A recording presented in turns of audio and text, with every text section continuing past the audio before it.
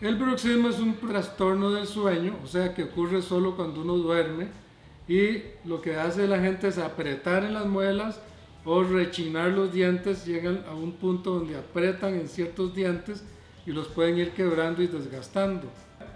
Que uno lo viene haciendo desde que uno es pequeño, se van creando unos patrones desde chiquitico que se van repitiendo toda la vida.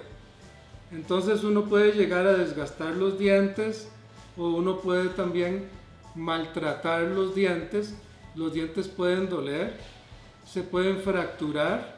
Como uno usa los músculos para hacer eso, estos músculos también se maltratan y pueden doler.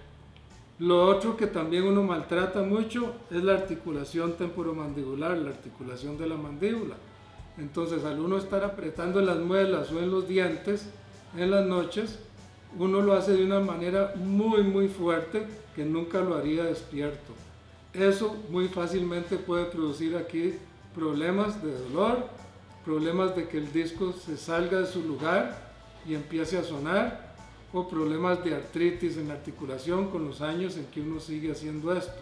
Lo único que podemos hacer para que la gente disminuya la fuerza con que hace esto y no meta mucha presión en la articulación es usando un aparatito ortopédico que se llama una ortesis intraoral, que tiene que ser dura y va sobre los dientes en las muelas.